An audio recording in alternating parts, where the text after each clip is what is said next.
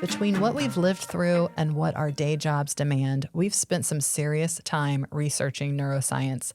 The pattern we keep seeing is the way we think shapes the way we behave. And over time, those behaviors shape our outcomes, often before we even realize we've made a choice.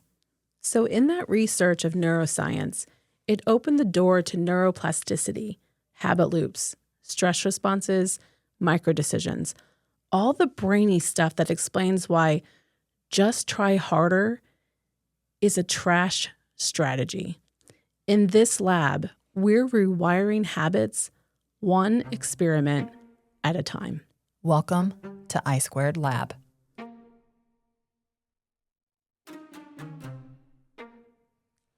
So I've been asked recently about addiction, and I'm seeing a lot of those in our group that are interested in the addiction aspect of it. And this is always a little, I wouldn't say controversy, but there are some things we can get into when we're talking through this today of why people don't recognize food addiction as an actual addiction. Some do, some don't. And we can get into that, which I plan on because there's a lot to talk about there. But what does this really mean for us and how does it show up? So I think we could start off with defining addiction. And my favorite definition is from Gabor Mate. And he defines it as addiction is any behavior a person craves that gives temporary relief or pleasure, causes negative consequences over time, and is hard to give up despite the harm. I mean, the question isn't why the addiction, but why the pain? What is the pain that we're experiencing that the addiction is an attempt to soothe or escape from? That's the underlying, it's the broader lens, like underneath the definition. So the biggest part is, addiction is any behavior a person craves that gives temporary relief or pleasure and causes harm. It causes negative consequences over time and hard to give up despite the harm. I'll put that definition in our show notes as well so people can read it and kind of wrap their head around it. I think it's important for us to define it as we're going into this. And I also think that we won't look at some of the things we do or connect the dots to the harm we're causing. So I think there's a disconnect. Our action is disconnected enough from the harm that we don't correlate it all the time. I think we know, people are telling me that when I eat this, it's causing this outcome of blood pressure, essentially. But, when I eat it in the moment, I don't feel bad. I feel good. Sometimes if I eat something, especially these days, I will feel my heart race. That's about the only thing. I will feel, if I've overate, I don't feel great in that moment. And then, of course, I feel like trash the next day. And I know innately at this point that it's because of what I ate, but I don't think everyone is correlating that, oh man, I stopped doing that. And this one thing isn't happening for me anymore.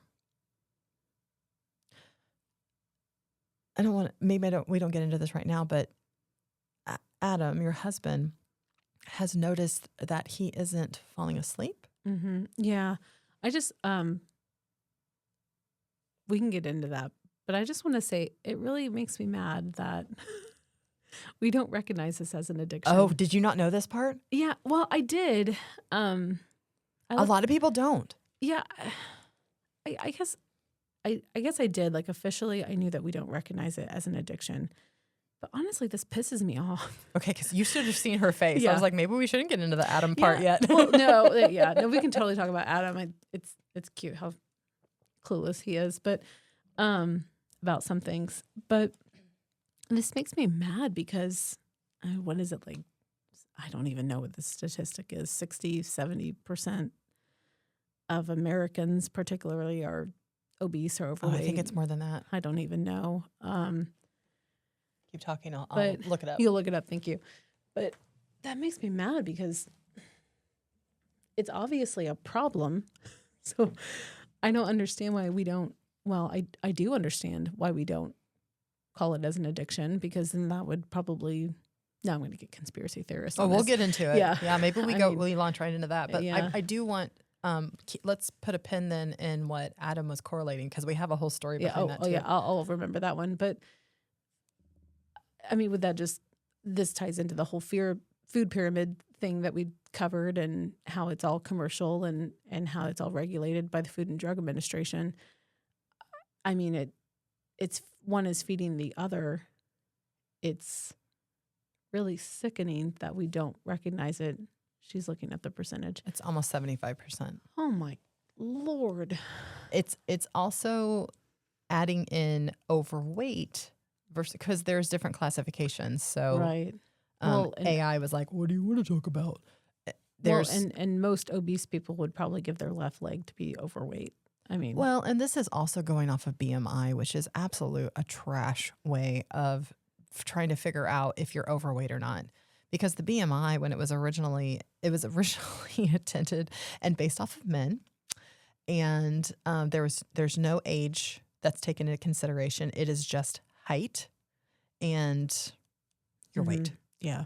So based off of that, it doesn't take into consideration how much muscle you have on your body, what your metabolic markers are. So I think there should be, I'm hoping that the current administration will even change this as well, that we've got to stop basing whether we're overweight or not off of an archaic metric. Yeah. So it looks like 42.5% of adults are obese. Which, according to this, is over a 30 BMI.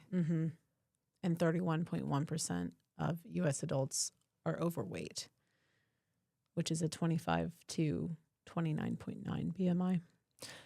I have a real problem with this. This was not what this is supposed to be intended about, Yeah. but we have a lot of women, especially, who believe that they should be at a weight, and that weight is probably lower than what they really need to be, and it's based off of this BMI crap.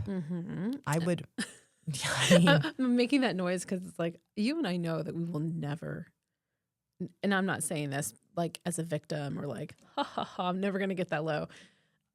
We're just never going to get. I'm not going to be a that $120. low. No. Which a lot of women don't even like to No. say they're over 120 pounds Yeah. for a variety of reasons. Yeah. I'm not a $120. I'm not a $130. I'm not even 140. And you look fantastic. Thank you. You look great. I'm in a size 6. In fact, I mean, when Heaven you were, forbid. I mean, who cares what people say? But I mean, what were people saying when you were like, I think you were 240 pounds. I was 228. 220. I know You to know the exactly. actual pound. And people were like, oh my gosh, you're not going to lose any more, are you? You almost look like they were acting like you were. They acted like I was anorexic. emaciated. I was like, Yeah. I'm still 100 pounds overweight. Everybody calm down. But I had lost 130 pounds at that point. You looked so much thinner than you were. So, and I was. yeah. But I'm like, he has no idea. If I told him I was 228 pounds. It's interesting, though. It was that moment during that time that I stopped losing. It got in your head. Yeah. Total subconscious. Like, I had no idea that would affect me. Like, I don't even care about that person. Yeah. It's not about what the person. It almost gave you permission. You're like, oh, okay. Well, like, maybe I am. I don't want to be too thin. I guess I'm done. Like, I think I can, And that unearthed Yeah. a lot of blind spots and biases I have about thin people too that I wasn't ready to work with at that time. Yeah. I had to work with it this time around because once I got into maintenance, I really felt like I was struggling staying there. And I really believe it has to do with my biases around what I think it means to be thin. And I was thinking of something when you were talking, and it might connect to what you mean by that. So what do you mean by that? When I mean by that, and I'm not even sure if I've unearthed all of my biases because there's still times that I struggle. I'm human. I felt like this is one silly. I call it silly because I'm like, really? Do I really think that? No, I actually do. To be thin means, to me, I think of what I associated with thinness. And I associated being thin with the in crowd, the cheerleaders, people who are stuck up, people who don't have any fun. They don't know how to live. They think they're in a whole different category than others, aren't relatable to others. There's a lot of things that were surfacing for me around that. Better than. Yeah. I don't want people to think that, because I thought that about thin people. So I thought somewhere inside of me, this little girl thought that other people were going to see me as thin and then think I was thinking I was better than them. Mm-hmm. Good Lord. Yeah. It couldn't be further from the truth. Yeah. Messed up, but I thought the same thing. Growing up the way we grew up, and we were taught that to be chunky. Yeah. There was less of a value if you were heavy. Yeah. We were cute. It was something that was I wouldn't say it was something that was like drilled into us as kids, but it was pointed out. And anything pointed out meant that it was bad. Yeah. In our world. Like it was like, and I'm not vilifying her, but grandma would say, oh, she's gained a little weight. Mm-hmm. Yeah. There was nothing else around it except those words. Yeah. But as a kid trying to fit in or trying to find your place in the tribe, you're going to try and find out what that means. Am I safe? Am I at risk now? Mm-hmm. What's going on? I mean, all of that's survival stuff going on below, your conscious level anyways, but you're trying to figure out, what do they mean by that? Mm-hmm. Or does she not love me anymore? Your legs look healthy. There's a lot of flowery language in our family. Thank you, I think. I don't think, but thank you, I guess. I don't know. I'll just take that as a compliment, even though it wasn't meant to be. But when you were talking, you didn't go there, but when you were talking, I was thinking when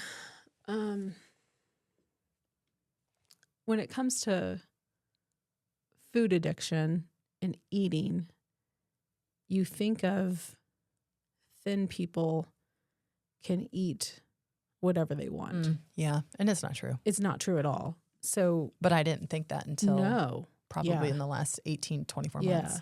And it's like, even when you're losing weight, all the times you've tried to lose weight, you think, oh, well, when I'm thin, I'll get to eat Doritos.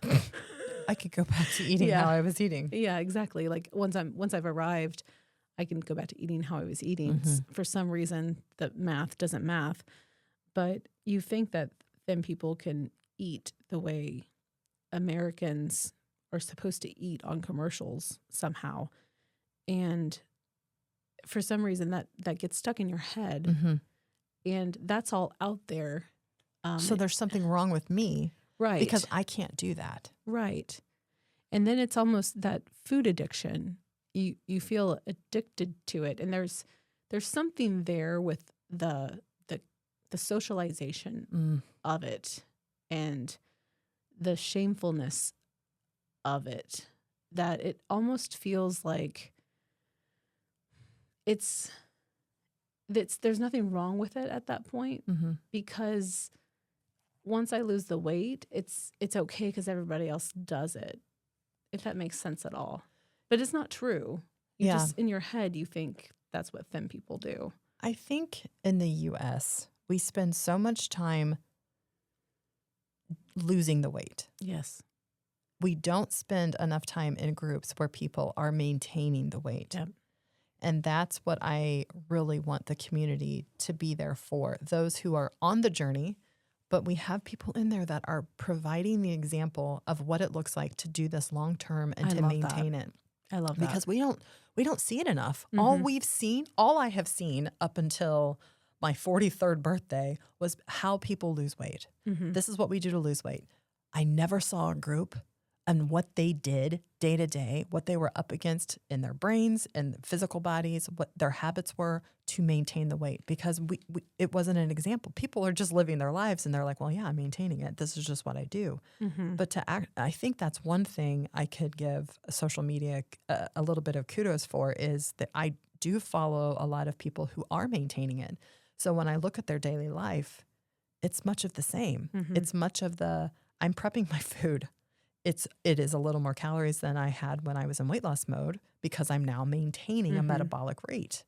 I'm getting up and I'm having the water. I'm making sure that I'm putting my sleep hygiene boundaries on. I'm making sure that I am doing journaling every day, whatever it is. They're working towards it every day. There isn't really a day off for them. There is every once in a while, because it's like a 90-10 rule. Like, nobody's perfect. There is, but you work out a lot. Yeah. And with that, yeah, you get to eat more calories, but not really. No. Not really. Not really. Because you work out like a dog. I mean, you're walking every day. I get plus you're lifting 10,000 weights. plus steps every day, and I resistance train 3 times a week. I don't do it 5. A lot of people do 5 or 6 times a week. I only do 3 right now with my personal trainer. Yeah. I've even asked him if I should come in on a 4th, and he's like, he kind of looks at me and he knows me too well. Mm-hmm. He's like, she'll take this to some freaking level that no one's going to be able to control I'm her glad he knows around. you. He's Yeah. like, no, Yeah. you do 3. Yeah. Because he wants me to he knows me. And he's like, I 'Cause you'll have do to be it. careful with you, because if I tell you to eat this many calories, you will do it. He said my other clients, I have to give them I have to A go range. a range, or I have to go lower, because I know they're not going to do that. They're going to probably bump it up by 200 or 300 calories. He was like, you are so a little off topic. It was the first few months I was with him, and he was watching me. He goes, you like to be really precise, don't you? And then he just walked away. I was like, what does that mean? You discovered after so many iterations that you had to be to get it right. I wanted to get it right. You know? And I love that he's like, it's a ballpark, man, chill out. As I'm like, he gave me amount of calories that he wanted me to have during maintenance, and that included like the fat and what else was it? Of course, the protein, but it was the fat. I think I was really kind of hanging my hat on, because I was trying to work out my food so that I was going to get the amount of fat and grams that he wanted me to have. And I was like, I don't know. I think I'm getting like 83. That's like, he wanted me to do, I think, like 78 at first. And he was like, that's fine. It's like, chill out. Like, you're fine. Yeah. You're having it in Whole Foods, right? You're not having it in, I'm like, yeah. I mean, it was like a little bit more, he was like a gram more of olive oil, or 2 more You're grams of okay. avocado. Yeah. And that's when he was like, look, okay, I Yeah. love that you're precise, but good Lord. Yeah. So I love that he's so perceptive. I love that he knows that about me, and is like, no, I forget where we're going with that. Well, Anyways, food addiction. food addiction. Wherever we were going, we're supposed to be talking about food addiction. Why food addiction? So, well, explain this a little bit, is why it isn't in the ICD. So a lot of people don't recognize it because it isn't in there. So food addiction gets talked about a lot, but it's not currently a distinct official ICD diagnosis. So the ICD is the International Classification of Diseases, the global dictionary of diagnoses and health conditions used for medical records, statistics, billing, and public health reporting. It's maintained by the World Health Organization. Who? World Health Organization, WHO, and the current version is ICD-11. So for those who are listening, the ICD is the International Classification of Diseases. So the main reasons are annoying, but also could be annoyingly practical as well, at least on the surface. And I think there's some reasons that maybe some would argue that it's not in there. So there's no single agreed upon definition. Researchers still debate what exactly counts as food addiction. it's a step. Is it a substance addiction, a behavioral addiction, a subtype of an eating disorder? Which, by the way, what is in the ICD, a lot of people think covers food addiction, and binge eating disorder is in the ICD. So it is. And then other feeding and eating disorders are classifications in the ICD as well. So those are in there. But specifically, this isn't. So without a stable definition, it's hard to make reliable diagnostic criteria. So that's one reason. Two, there's a big overlap with existing diagnoses. I mean, a lot of food addiction symptoms overlap with the binge eating disorder and bulimia nervosa, the cravings, loss of control, continued behavior despite negative outcomes. That all tracks. ICD-11 already has the binge eating disorder in there, which covers recurrent loss of control and binge episodes. So, okay, maybe we classify as a binge eater at times. The evidence base is mixed. Some reviews argue that food addiction construct maps well into addiction style criteria and has supporting evidence, especially around highly processed, high fat, high sugar foods. Other people argue key features of drug addiction don't cleanly transfer to eating, since food is necessary for survival and physiology is different. So the concept may be overextended between the two. Then there's reliability plus clinical usefulness have to be proven. For something to become a formal diagnosis, systems like the ICD need criteria that clinicians can apply consistently across countries and settings. So they need to have, it needs to be more standardized than I guess it is. And it improves treatment. It has to meaningfully improve treatment decisions and outcomes. If food addiction doesn't add clear clinical value beyond like the obesity frameworks, it's harder to justify it as a separate code. And then there's risk of confusion and stigma. There's other things besides this that I do want to get into a little bit that are a little conspiracy theorist. These are kind of the surface level, annoyingly practical things that are talked about at these meetings of why it's not in there.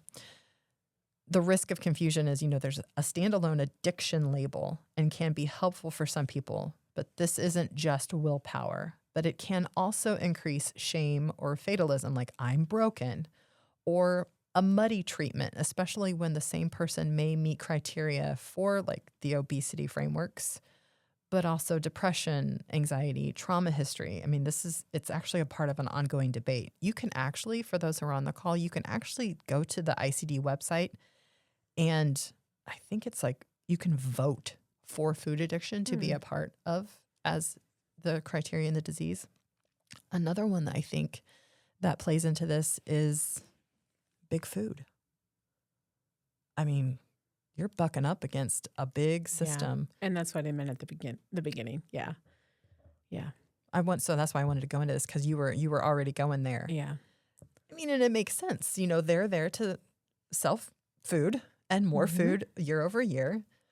Highly palatable, highly addictive foods.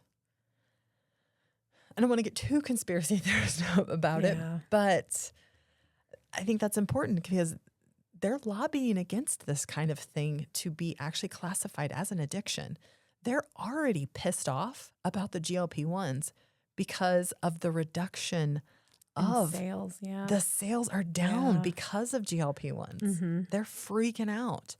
They're actually doing studies now which I don't even know how they're doing this. It's wild. It's just a bunch of mad scientists, which is crazy. But they're actually finding ways to go around the GLP one in individuals. That is so freaking sick. So like if you were to eat a bunch of Cheez-Its, like it bypasses the trigger that you are satiated and full, which is what the GLPs are telling you that, okay, we're full, we're good. There's no more. No more is needed. It's going around that. Anyways, so don't eat. Big Food's gonna come after me. I'm going to like pop out of my skin in All a right. minute. I'm not going to tell you what not to eat, but Yeah. I am going to tell you you're Yeah. safe to eat single ingredient foods. Whole foods. Yeah. Whole foods. Okay. So for those who didn't know, there was an actual. This group has been in other groups before that. Individuals haven't recognized food addiction as an addiction, and this is what it was based off of. That it actually isn't in the International Classification of Diseases, which is the World Health. It's maintained by the WHO, the World Health Organization, which believe Who? that. Who? Probably an unfortunate name for them. The WHO is not somebody I would actually hang a lot of my hat on. No, not after 4 years ago, 6 years ago. If you even go back beyond that, they were the Yeah. ones that published the estrogen studies back in the 80s, and they had completely misclassified the data that came out. So since the 80s, there's been a black box warning on estrogen that it was harmful to women and that it was causing breast cancer and that it's not beneficial for you. That's the organization that did that. I didn't realize. I knew about that, but I didn't realize that was the WHO. That's the WHO. Interesting. And that has been debunked just recently, at the end of 2025. Wow. So the black box warning has come off of that, Wow. and there is no health risk.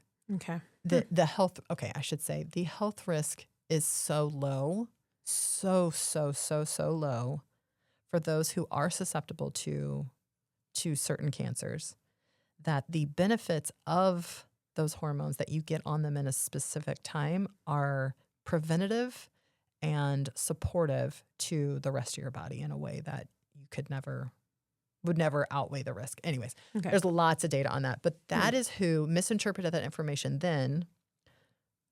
Which did they really? This is when then my conspiracy theorists come. Did they really misinterpret it, or was there a whole nother thing that they were trying to? I have no idea what they're trying to do. I don't know what the master plan is. I find it ridiculous, but I find it odd that women have had such a hard time getting something that was so inexpensive to help them in a way, and it's almost villainized it in a way where we've got probably 2 generations that suffered in a way that they would never have had to have suffered through. It's so sad. So that's the WHO. If we go into a little bit more of this, so if we stick back on the definition and we walk through this is probably going to be something that comes up a lot in this group because there's a lot to unpack around food addiction and then as our brains work with it. So even if we don't classify it as food addiction, if we just rest on the definition, addiction is any behavior a person craves that gives temporary relief or pleasure, causes negative consequences over time, and is hard to give up despite the harm. What does that mean in our brains? So I recently listened to a podcast, and this is a great example. And it was an example of your brain. And at the beginning, let's say your brain is a cucumber, but then it becomes a pickle. And I was like, this is an odd way to put this. But the example is that a cucumber is fresh, it's young, it's new, and then over time, vinegar's been added to it, whatever, and it becomes a pickle. Once a pickle, always a pickle.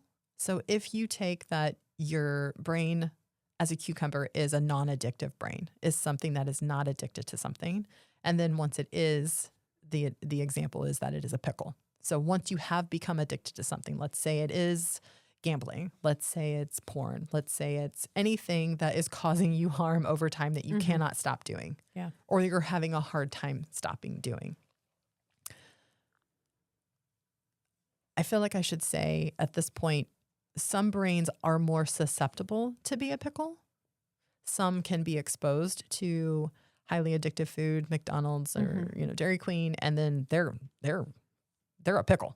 Didn't you take a test one time? I did. You had me take a test, I and did. we were both like, You're a 10. Yeah. Yeah. We were both really high. Yeah, it's it's the susceptibility test Okay. to determine if you have an addictive type brain. And when it comes to food addiction, and it's 5 questions. Um, yeah, Randy's a 10. I'm a 10. I'm absolutely positive that if there was a higher number that it could go to, I'm probably if you a could go off the 14. scale. Yeah, I'm off the scale. Yeah. Some brains are more susceptible to it. I am one of them. Now, Same. some brains, you can actually, I'm so jealous of these people. You can expose them to that stuff and they never become a pickle. They're just absolutely not going to be a pickle. That's just the way it works. And you have to determine what kind of brain you have. And then the beauty of it is there's nothing wrong with you. It is what it is. You're not the only one. And then we get to work with it in a different way. We get to work with it in a different way. You understand it. Yes. Yeah. Knowledge is the key. And then some people say, well, what about neuroplasticity, which is what we talk about in this group a lot. So neuroplasticity is your brain's ability to change its structure and function based on experience. In plain terms, the brain rewires itself, strengthening connections you use often, weakening ones you don't. I want to stay on that one for a second. You don't get rid of them. You weaken them. You weaken the ones that you don't use. And sometimes forming new pathways, which if I explain it like this, you've been eating a certain way for a while. Let's say I was eating how I was eating when I was 355 pounds. I had interacted with that for a long time like that. So I was plowing a neural pathway in my brain with that habit, how I was eating. I was stopping by Starbucks every day on the way home and getting a Frappuccino and 3 of their, what are they, cake pops? Oh, yeah. Oh, and it didn't stop there. Then So good. that was what, 1,000 calories? Then I would go Probably, home and then I would order Oh, Uber probably more than Eats. that. It was probably more than that. Yeah. And sometimes I would get 2 small Frappuccinos because they'd have like a, Buy one, get one or something. Yeah. that, or it was like a seasonal Frappuccino. Well, I hadn't tried them. Well, I need to know what the cherry cold foam on top of the mocha chip Frappuccino tasted like. Yeah. Come on. Yeah.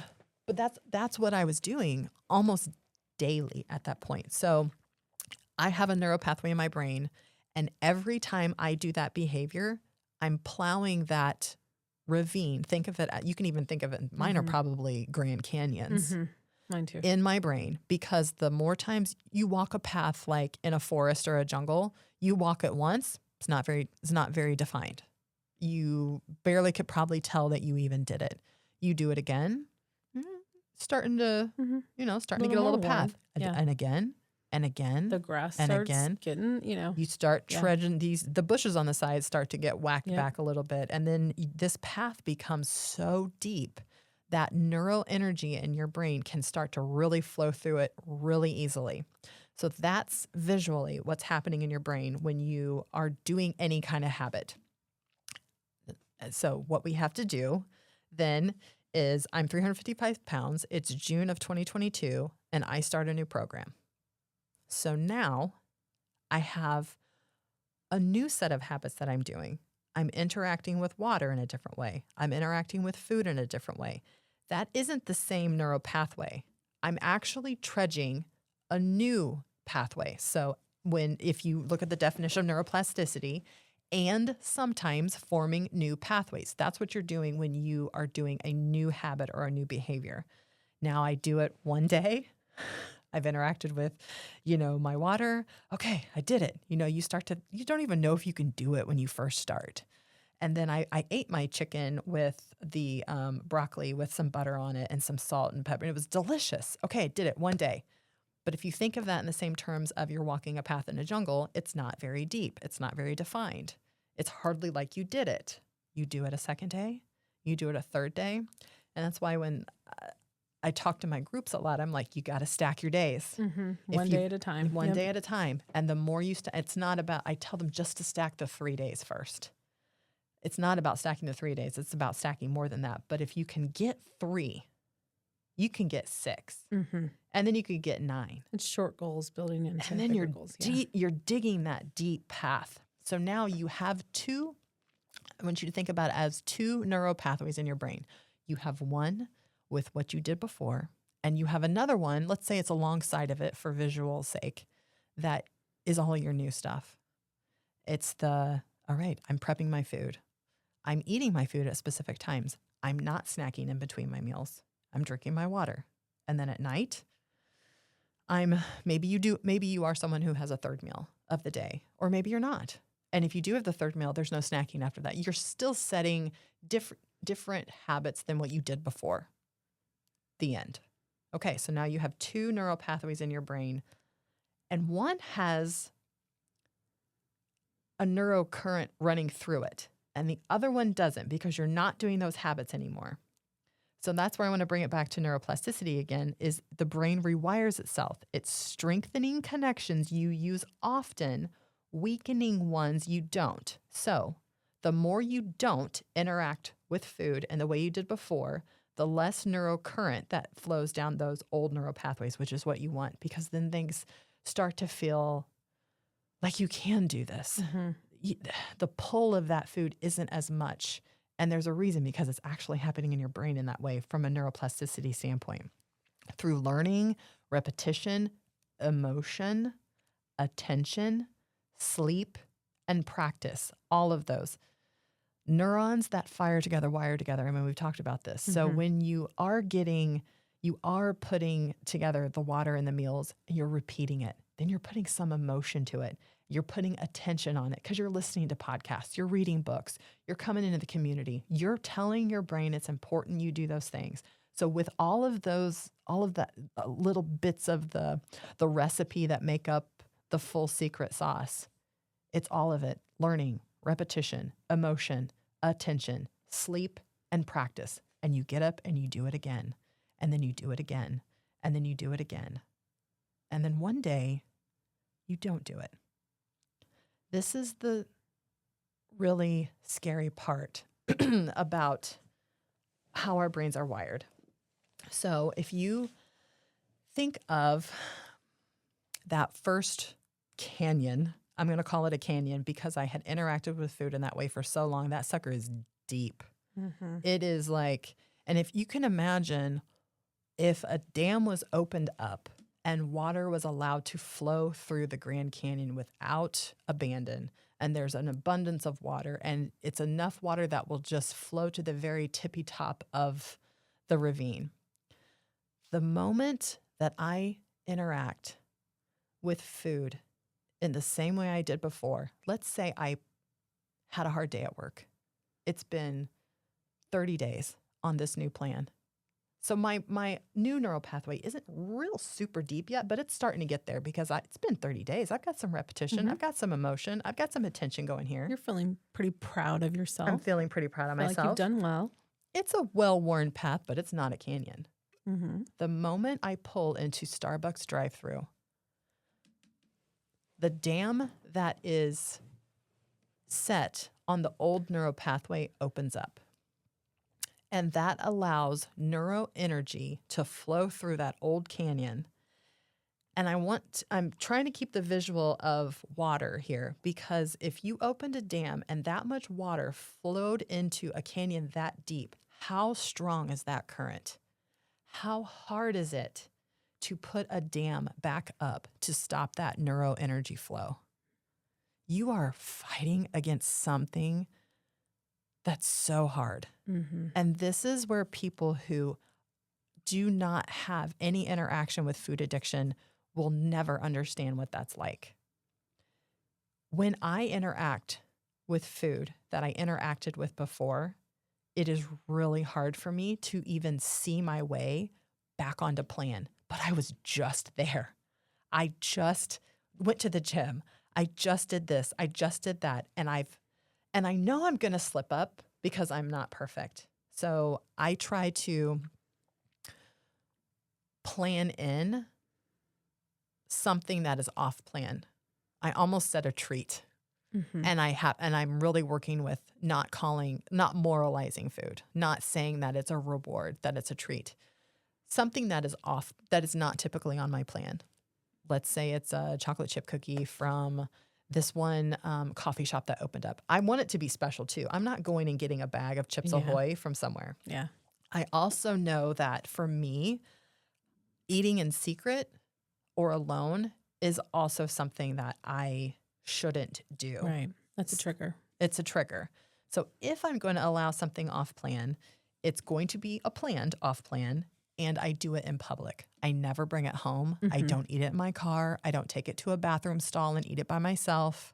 Those are red flags where I'm not fully present and I need to take a step back and deal with whatever emotion that I'm not really ready to turn to. I want to satisfy it in a different way. I'm looking to satisfy it through food addiction. So I'm talking about it like it should be in the ICD, but if it's not, I really don't care because the WHO doesn't know really what's going on with it. Apparently they don't have food addiction. Yeah. So when I open up that dam, it's really hard to stop it. What also happens in the brain is, so if you think of the two neural pathways that you have going, you have the deep Grand Canyon and you have the one that's kind of well-worn. If you've interacted with the Starbucks drive-through, you've now opened the old dam. So neuroenergy is flowing down there and it's really hard to stop and it feels like it's just going to take you away with it. You can stop that and then go back to the old pathway, but you need some days stacked where you have those old behaviors that you're doing. It's going to slowly shut the gate on the Grand Canyon Dam, but you have to stack the days. You can't do, okay, well, I went to Starbucks today, and then tomorrow I'm going to have my chicken and broccoli and butter, but then the next day after that, I'm going to go have the cinnamon. Like, what happens there when you do that kind of bounce back and forth often? Think of it, okay, so you have a Grand Canyon in your brain, and right next to it is that new path that you've been forging. If you start to bounce back and forth between the two too often, you will trudge a path between the two paths. Are you with me? Yep. So Neurons it's that almost fire together, wire together. Yep. You're just tying them together. And that's really bad. That's bad. That's really bad. Because you're just tying something very, very good for you with something that's very, very bad for you. And that's now, scary. And now there's a path between the two of them. I never thought about that. I knew you would like this. Ugh. So that's really important. That's why a lot of people really, really, really, really, really, really struggle. And I'm talking about myself in this camp too. Yeah. When you have developed new habits that are supporting your goals, and then you interact with your old habits, it's hard for them to see their way back on to the plan that's going to get them to their goals. One, because there's neuroenergy there, but two, because now you have reinforced this intermittent reward now. And there's all kinds of data, and there's piles of data of studies on this, that I think there was one done with rats. There's done with dogs too. But the rats were given an intermittent reward. Like it was the every 5th blink on the light that they finally got food. And then it was every 20th. And then it was every 40th. And then it was every 60th blink. So they knew that then they would just stand there and they would just press this button. And then they would press this button 5,000 times. And then all of a sudden they were given a piece of food. It's that intermittent reward that we have to be really careful of. And I don't want people to hear me and think, oh my gosh, I'm never going to be able to have a cookie again. That's not what I'm saying. I'm just saying when you do, you need to be prepared and know what your brain is doing. And you need to know how to work with it to get it back on track, because it's not going to be easy if you are a highly food addictive person. It's not going to be easy. And I think we think there's something wrong with us because not everybody experiences it in that way. There are people that do, and I know there's people out there that can relate to me. Oh, yeah. But they're not everywhere. Randy's like this, not maybe quite as obsessive as I can be about it. He can get very black and white, but he also is drawn to different foods than I am. He's not drawn to the sweets. He's drawn to actually quantity of food. Like he doesn't care if it's the cake pops or the brownies. He's like, give me more meat. So it shows up for The him. nacho cheese. Yeah, the- which is a whole nother. Yeah. We could probably do a whole podcast on, and I think we are planning on it, on the addiction of the different types of sugar and how that interacts with you. So okay, let's go back. Let's stay on this one though. So you have the two neural pathways, and then when you start to toggle between the two often enough, you will actually plow a path between those two, and that's when things get really, really muddy. They get really muddy. You are doing some intermittent rewarding. So that's happening. So your brain is like, well, it's like a slot machine. Every so often, I'm going to win. Every so often, I know this person's going to give in, and I'm going to get that cake pop, or I'm going to get this thing that I saw rewarding at one point. Yeah. So you have this path now between the two, and things really start to get muddy. To bring it back to just the one neural pathway, you do need to abstain for a time, at least, from the habits or the food To disconnect. Yeah, you that makes sense. have to be able to weaken that one pathway more than the one you're using. So that if we go back to the neuroplasticity definition and we root ourselves there as we're talking through this, it's based on experience. In plain terms, the brain rewires itself. Strengthening connection you use often. You have to repeat the behaviors that you want to use often enough so those neural pathways are bright and shiny and are the ones where that neuro flow, that neuro energy is flowing without any kind of obstruction. Those are the ones you want. Weakening ones you don't. It's really important that you need to understand they are never going to go away. When you pass that Culver's and it is an Oreo and cookies and cream day, it's still going to have a pull for me 5 years from now. Yeah. It's only weakened. Yeah. It's never gone. And I think we really get upset with ourselves when it shows up for us again and we think there's something wrong with us. Like, I thought I was done with this. We can get very black and I can get very black and white. Yeah. I have conquered this. I am done. We've shut the door on that. You still have those deep rivets though. They You still have exist, and they always will. They always will. Yeah. But through learning, repetition, emotion, attention, sleep, and practice, They'll lighten. they will lighten. And then you will have given yourself just enough space between having the thought of wanting to do that old habit and doing it. You'll have just enough space between the thought and the action that you can make a different decision to make a different outcome, to choose to do something different. This is basic behavior development. This is basic. It's behavior science. Yeah. So neuroplasticity, if we root ourselves in the definition of that and we root ourselves in the actual definition of addiction, I do think that it's a very clear example of we just have to know how our brains work. There's another example that was given in the podcast I listened to around pickle, your brain's a pickle. And it was around the study around Pavlov's bell. So you have a dog who, when he heard the bell, he started to salivate because he knew food was coming. And they had conditioned him to do that. He didn't just all of a sudden salivate because of bell.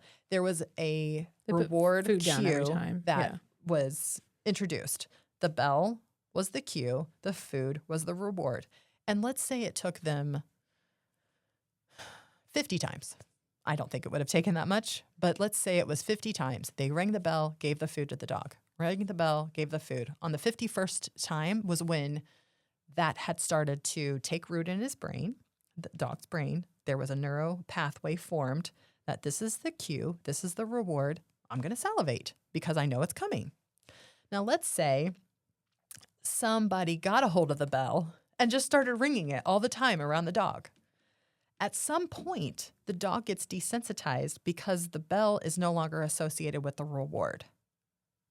So now you can ring the bell whenever, and the dog's like, okay, whatever, it's just a bell. It doesn't mean anything anymore. But let's say somebody gets back the bell, and then they ring the bell, and they give the reward to the dog. Now, this is after he's already been conditioned at one point, and then he was unconditioned. How many times do you think it would take him to be reconditioned to it? Probably once. It's not Not 50. long. Yeah, not long. It's not 50. So I wanted to drive home the example Yeah, of that's a once good one. it's there, we're only weakening that neural pathway. We're not getting rid of it. Yeah. It might take 1 or 2 times where the dog is like, it knows this already. The brain Mhm. already knows it. It's not going to forget it.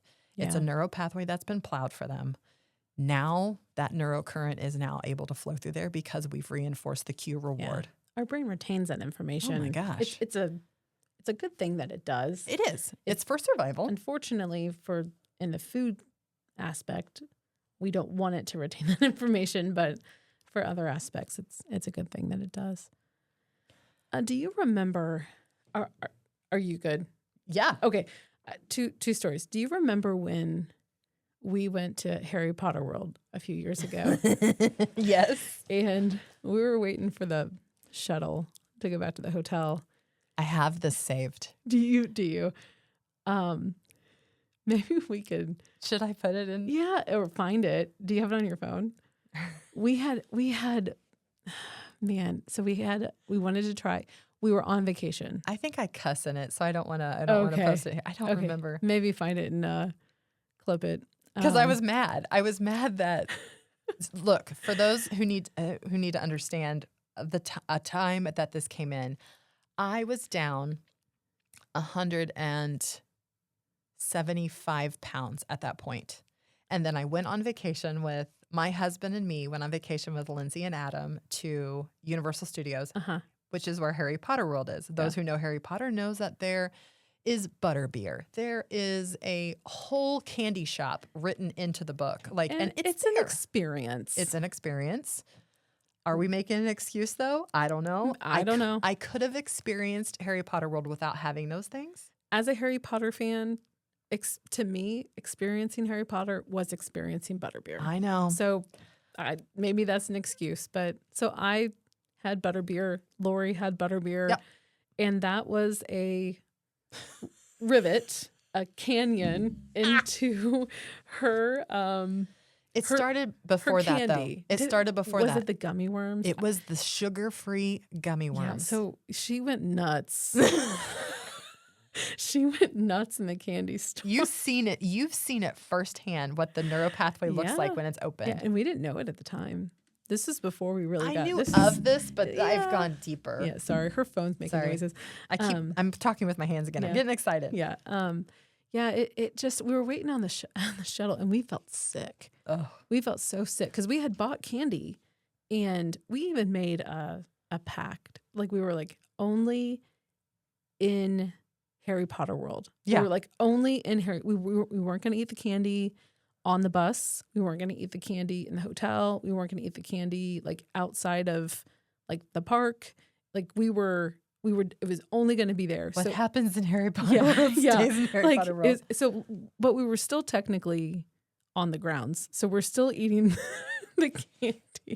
Rules are rules. So, but we feel sick. We didn't even have that much. No, we didn't. But we were both doing really well. I was probably 20 pounds heavier than you, 15 pounds heavier than you. Maybe. So we were both doing really well.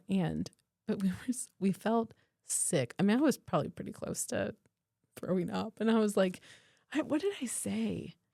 I'm looking for it. It was very profound. I was like, I can't stop. Like, it was like the sugar or something. I turned to you.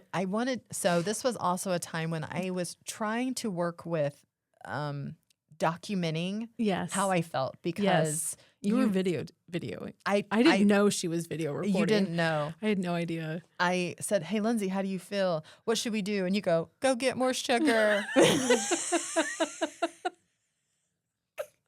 That's gonna help.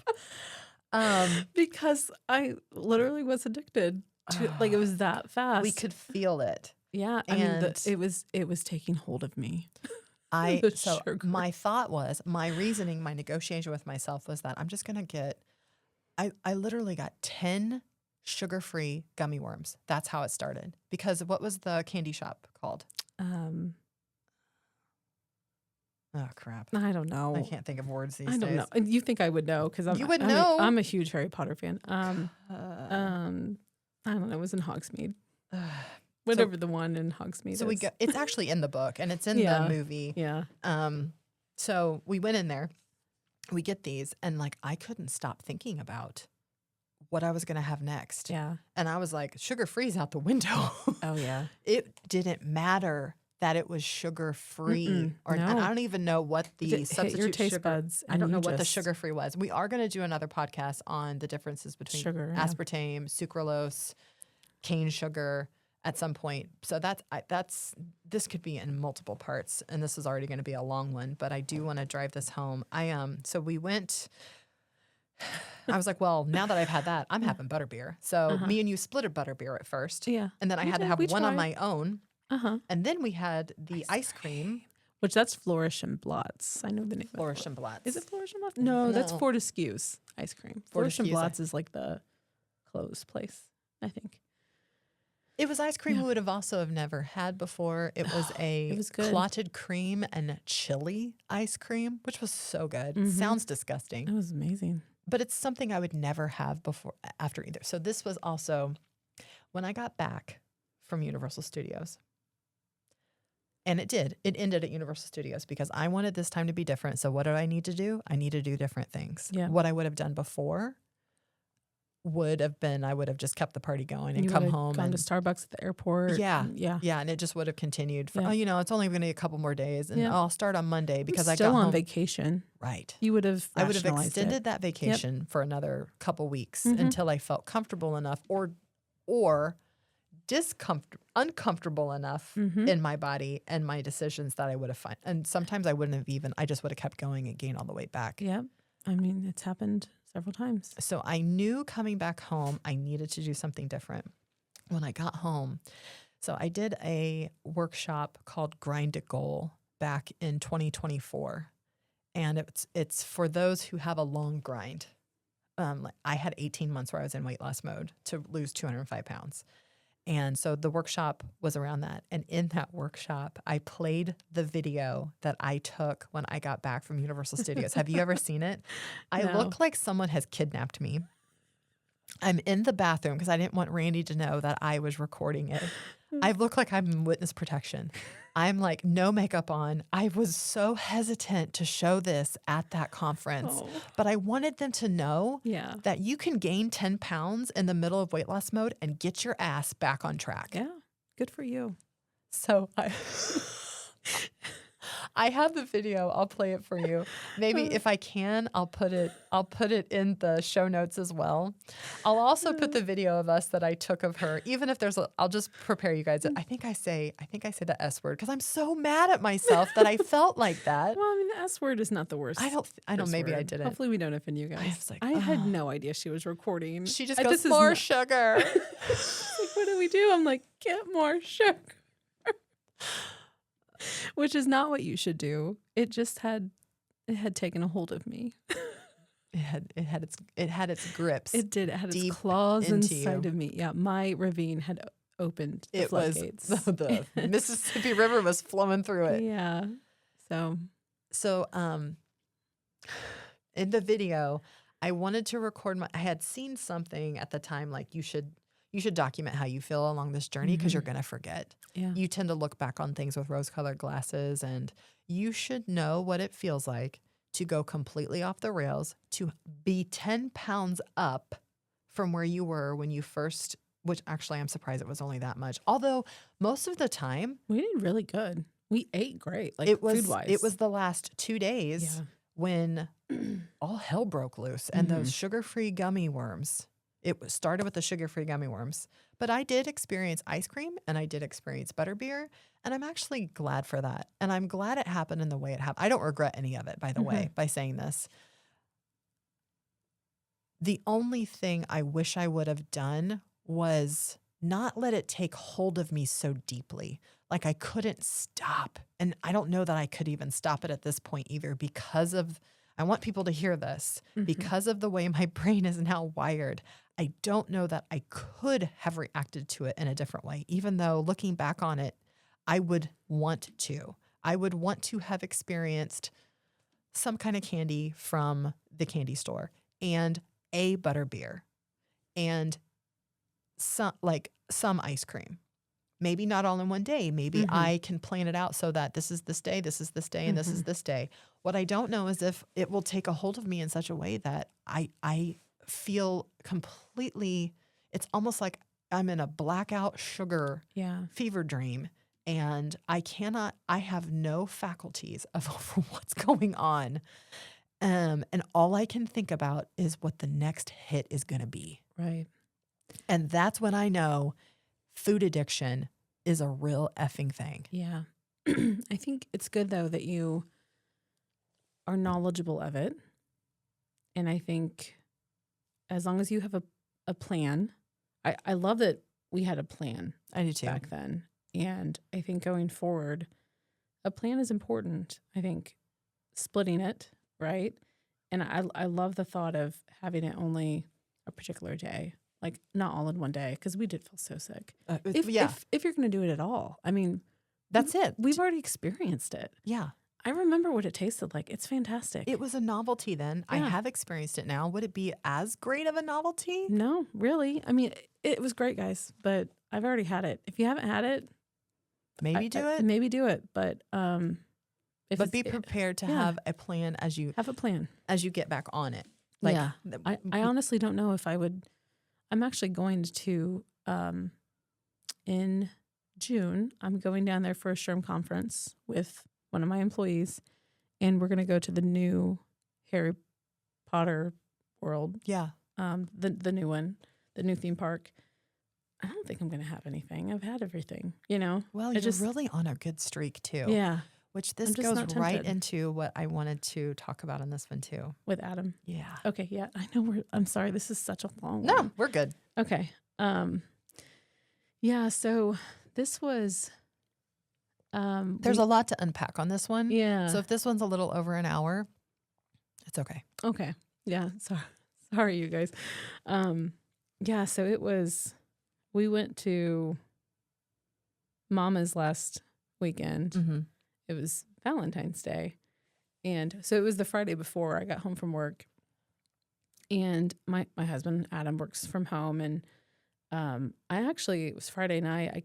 I got home a little early, I think. And so I just plopped home in the office and I actually started to work a little bit. And he was like, I did. Wait a second. Yeah. Will you back up a second and just reiterate what Adam's been doing and how far he's come? Oh, yeah, I can do that. I just want people to know who aren't in the VIP group, because I pulled the VIP group. Okay, yeah. I don't think everybody listening to this will not know what he's been doing at this point. Yeah, so we both started, I would say officially January. We started probably around Christmas, but not really started until January, really tracking everything and eating healthy. He has lost 22 pounds so far. So he's doing really well. He's not even really tracking, but he's doing a good job. Just drinking his water. He's eating whatever I feed him. He's cut out pop. He's cut out pop. Before he would fall asleep in the middle of the day. When we went on that trip down to Florida, we were worried about him driving. Yeah. Because he's not narcoleptic. No, he's not. It's almost to that where if he's sitting in a car and he isn't driving, he will just fall asleep. Yeah. I don't even think he realizes he does it. Mm-mm. But we know he is because he's back in the back snoring. Mm-hmm. And he does it when we're watching TV. He does it when you're watching TV. He'll just fall asleep. And it's typically in the afternoon that that happens. Yeah. And it's been, and by the way, Randy did this too. Mm-hmm. Yeah, it's like a blood sugar thing, or I think it might have something to do with the liver too, to be honest. I think it's a whole body thing. Yeah. But Randy would randomly fall asleep too. Like I even thought something was wrong. Like, Yeah. I mean, and there is. Yeah, obviously. there's But something wrong. like something like, are you on drugs? Like Yeah. it was to the point where he would just like we'd be almost mid conversation and he would just fall asleep. Yeah. And this was when Randy was 300. He was 306, I think was Randy's top. Adam was 300. Yeah. He was 300 when we started. And he's never been that heavy. So when we started, he was 300. So, and this whole time, the past couple of years when he's been falling asleep mid-conversation, midday. I need more caffeine. I'm just so tired. And I'm tired. That's why I'm falling asleep. Like, I can't get him to realize that it's his diet. It's what he's eating. It's his lifestyle. I need more caffeine. He resulted to caffeine pills. He was getting Monsters. Oh, so was Randy. Yeah. I finally got him off of those. Yeah. I'm like, those are terrible for you. They'll trash men's testosterone too, by the way. I even told him that. And he was getting all the Red Bull he was down all this caffeine. And Adam, you're just immune to it at this point because you're taking so much caffeine. It's ridiculous. So he's a huge soda drinker. We have a mini fridge in our kitchen. It's cute because we have like a little coffee nook with a little mini fridge underneath it. And he has all of this real sugar soda in it because he thinks as long as it's real sugar, it's okay for you. Meaning cane sugar. Cane sugar, yes. None of the high fructose sugar, corn syrup, and high fructose corn syrup, and no diet soda, no sucralose or anything like that. As long as it's real cane sugar, it's good for you. That's what he thinks. So it's full of his sodas because if he puts his sodas in the real fridge, it pisses me off because it just takes up too much room. So he has his own mini fridge. He hasn't had a soda since Christmas. That's amazing. And then one more thing, because he's really excited. Yes. Like, you haven't quite seen him, stick with something this long. And then for him to, doesn't he, send you his weight? Oh, yeah. He'll, take a picture of the scale and just, text it to me. And I'm like, that's awesome. He really gets a little awesome. dopamine hit every time he's doing that. Oh, yeah. He's really excited. So he told me the other day that he just wants to get to 250 and he's done. We'll see. And that's what I said. I was like, he got frustrated with me because I was like, well, just see. I was like, see how 250 feels and just see how that feels. And he was like, well, I don't want to be, thinner than that. And I'm like, well, it's about health, just see how you feel. It's about how you care about your health. Let's talk about your metabolic markers. Yeah. You actually are younger than all of us. You probably shouldn't be on anything. Yeah. So it's just interesting. I think he'll think differently when he's there. Don't worry about it. I hope so. I might need some help. Okay. With that. So we'll see. I don't know. But anyways, so yeah, I got home on Friday and he was like, I did something. Like he was admitting to something. And he was like, I did something bad. And I was like, oh, what, I was like, what'd you do? He was like, well, I ordered something on DoorDash or Uber Eats, something like that today. And I was like, oh, what'd you get? I'm thinking it was lunch or something. He was like, well, there's this place in Indy, in Indianapolis. I don't even know what it's called, but it's like a something tooth. Yeah, sugar, sweet tooth, cavity something. Cavity. Yeah, it's some bakery place. It's something cavity in the name, and they do these cinnamon rolls, and apparently they're ginormous cinnamon rolls, and they do all this different flavors. And he's even texted Lori and Randy and myself in a group text, just trying to get us excited. I guess. Well, they look phenomenal. Yeah, and it's sometimes we'll do a random. Okay, let's. And if I'm gonna do a cinnamon roll, it's gonna be a darn good cinnamon roll. It's right? Okay, well, okay. Thanks for sharing. Maybe someday in the future we'll go do that. Okay, thanks. So he sent it to us. Gosh, this is probably months ago, and he said, "Well, I ordered me a cinnamon roll." And the first thing I said, and I'm trying to work, so I'm just trying to get some stuff done before the weekend. And it's like, well, is it out of the house? That's what I ask because I don't want it in the house. Right. I don't want to see it because these things are huge. And he said, well, it's not here. I was like, well, was it good? He was like, well, it never showed up. And then he goes into this big long story about how it never arrived. He ordered it. They canceled his order and the store didn't open that day or something. And you know what? This is all just meant by the grace of God. I know. Thank the Lord. And so he's pissed because the store didn't open and they canceled his order. You and didn't then, tell everybody how much it was? yeah, it was $40. For one cinnamon roll to be delivered.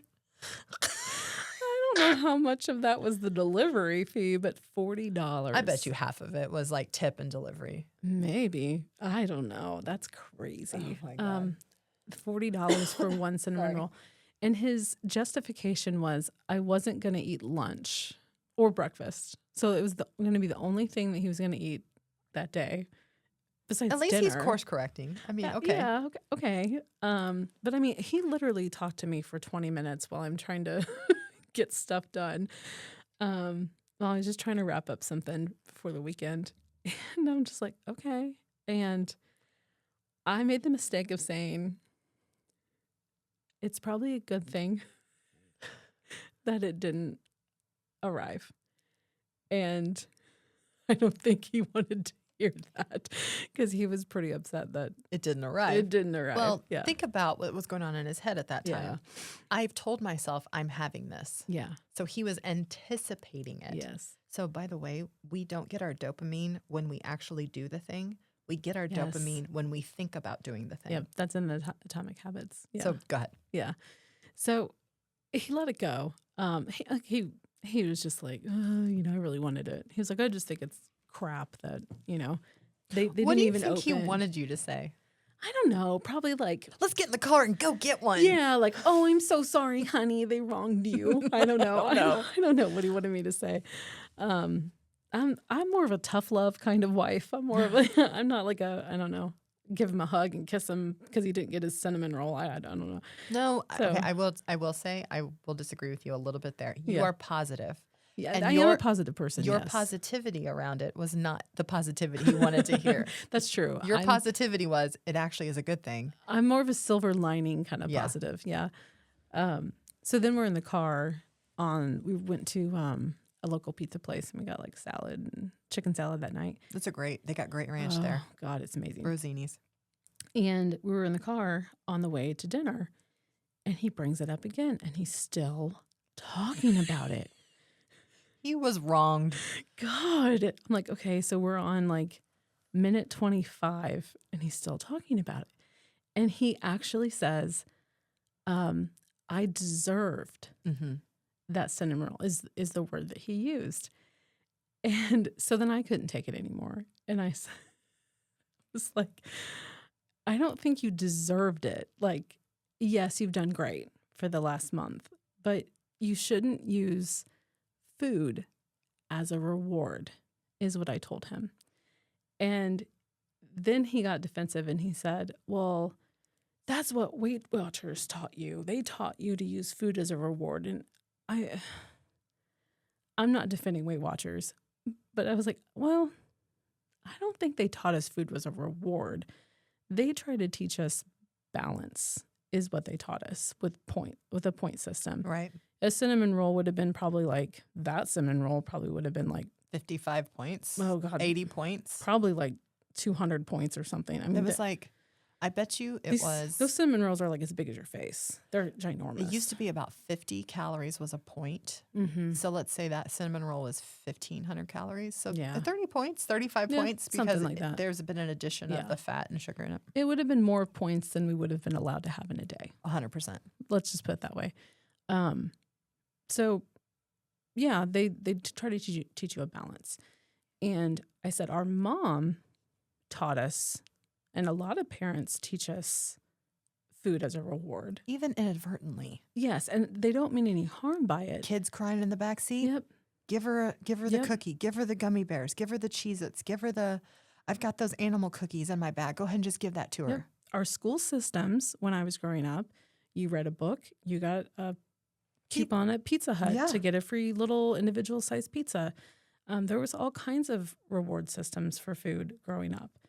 I was taught that as a child, and I was like, Adam, you were taught that as a child too. I was like, but we have to get out of that as adults. We can't continue to teach food as a reward.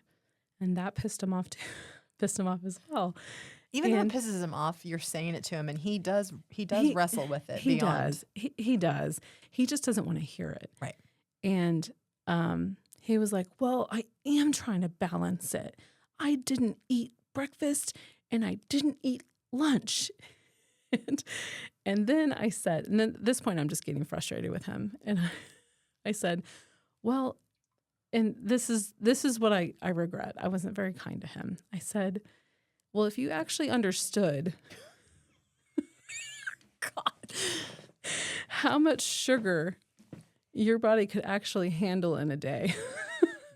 And this is true, though. I was like, you would understand there is no balance in eating that cinnamon roll. Like, you would have to split that with somebody. You'd have to split that with 3 other yeah, somebodies. Yeah, I was like, we would have to split that cinnamon roll with several people because that's way too much sugar. There is no balance in eating that. And then he just continued to start to rant and rave about how he isn't gonna, he wants the cinnamon roll and how they canceled it. And he just, I think he thinks he can only maintain 250 because that is the weight that will allow him to have cinnamon rolls. Probably. And I think that's the way he has been comfortable at for most of our marriage. I think 230 is going to be a sweet spot. Yeah. Where he'll still be able to have cinnamon rolls. Yeah. And do what he's doing. Yeah. I think he'll be surprised. He's 6 feet tall. I mean, he's he's a pretty tall guy. So, but yeah, it was interesting. And then he, of course, when we were having dinner on Saturday night on Valentine's Day, he brought up his weight loss to you guys. So he brought it up to us. Yeah, I hadn't heard the story yet. And he brought it up to us. And he told you guys a story about the cinnamon roll. So it was funny. But he still hasn't had the cinnamon roll from this place. But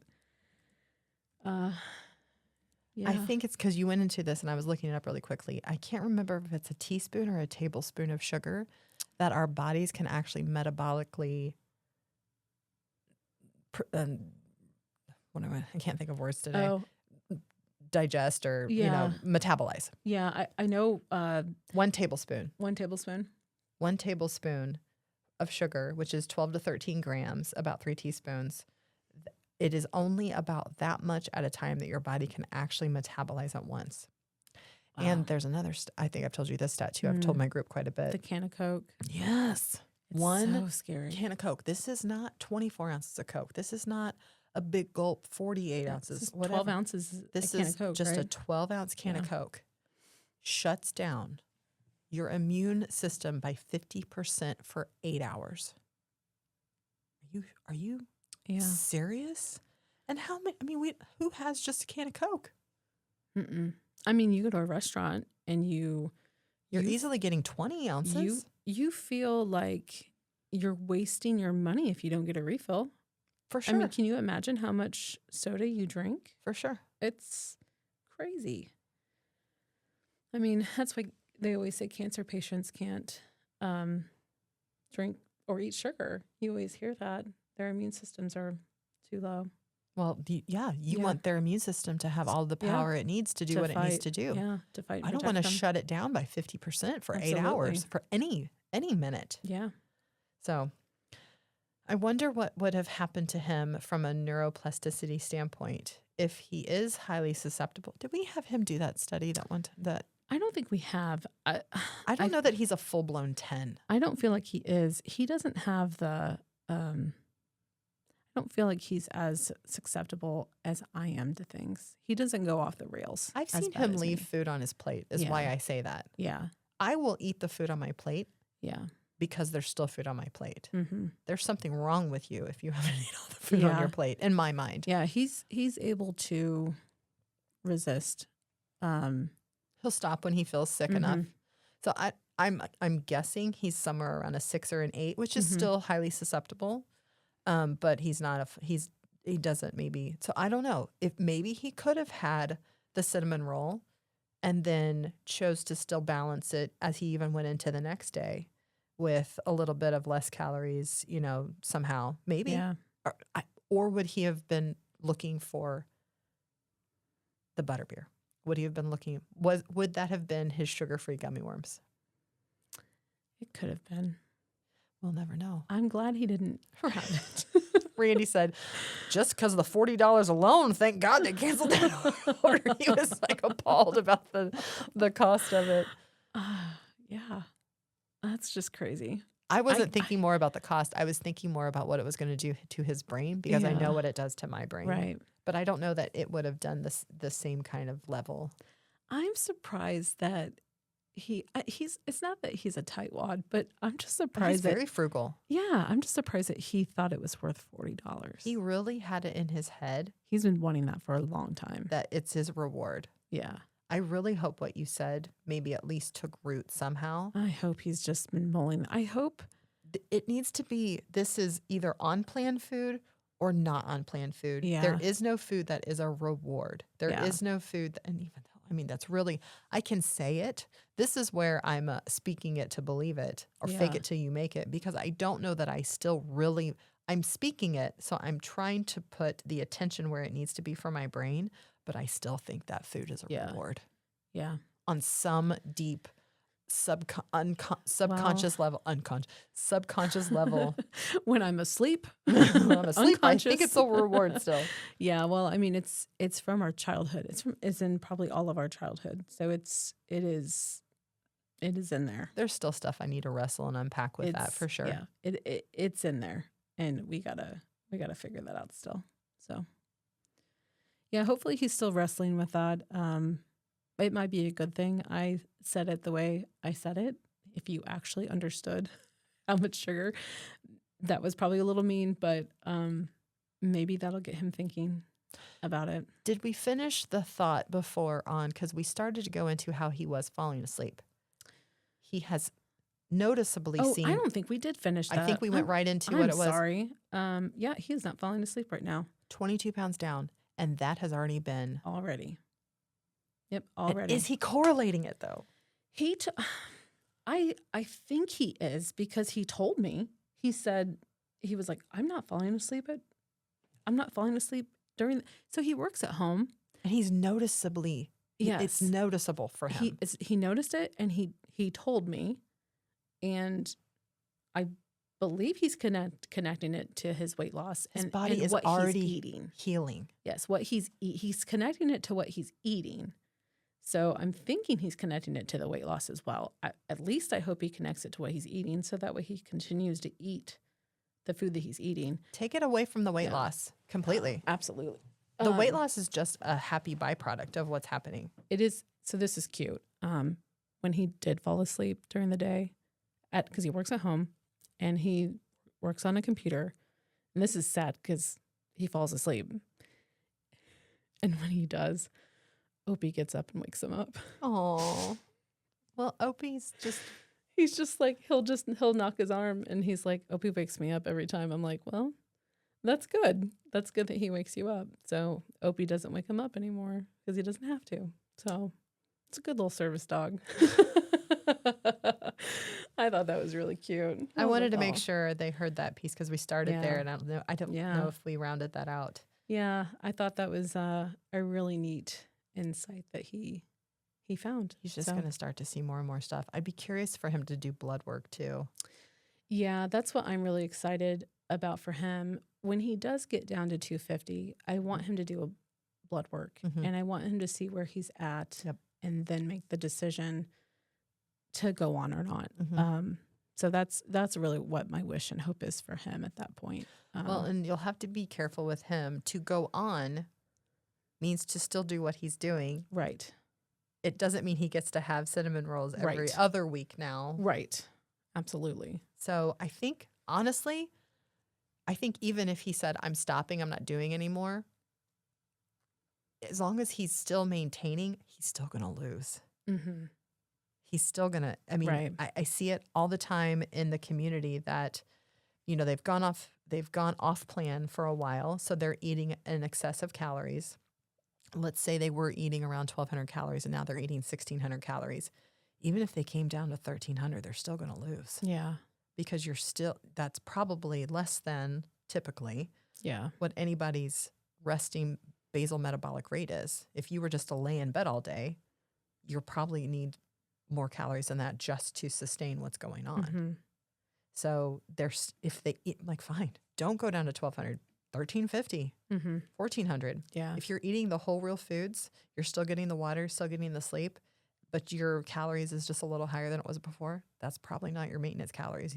He might be surprised what his maintenance calories are, especially if he starts resistance training. It'll be interesting. Maybe if he says he's going to stop at 250, let him stop. Let him maintain there for a while too. What does that look like for him? Because I know we're probably reaching into another topic here, but we don't do enough we think it should be just stair steps down. It should be a linear process. I'm just going to lose 2 pounds every week. And we know that it's typically not. Some weeks we're going to lose 3. Some weeks we're going to lose 1. Some weeks we're not going to lose any. Some weeks we might drop 5 freaking pounds because our body was ready to release it. And, so it's not exactly a stair step down, but I don't think for those who have a lot to lose, and I wish I would have done this, where you do a period of weight loss and then you do a period of maintenance. And then because maintenance is so much harder than weight loss because there's not as many boundaries. You're not sure what your calorie intake is. It's not as black and white in some aspects. So the guardrails come off a little bit more. That's why I think it's a little harder. Or you're trying to experiment with some things. Can I add in some toast now with a little bit of cinnamon sugar on it? What is that going to do to me? How am I going to react to that? How's my body going to react to that? What is that then going to cascade into? Am I going to not be able to stop thinking about some sugar or something?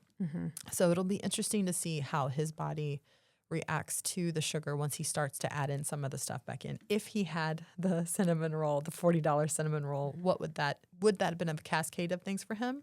Would he have then, and this is where it could have been sneaky. The next day he could have been completely on plan. But it's the day after that is maybe he would have had a pop in.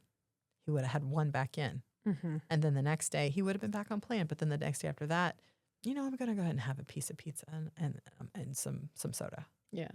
It's the sneaky slowness of the negotiating that our brains will do once something has been introduced because that neural pathway is back open to it. Sometimes it's a floodgate. like you could see it in my eyes. There's a gripping of things. And it's different for everybody. I think it's different for everybody. And that's what we get to work with in maintenance. So it could be interesting what happens for him in maintenance. So let him maintain for a while. And then if he wants to go back in a weight loss mode and get down to 240, let's see what that looks like. Cool. Addiction. My vote is that food addiction is a real thing and that we just have to work with it in different ways and be aware of it.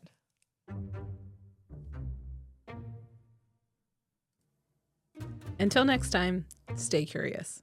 Keep experimenting.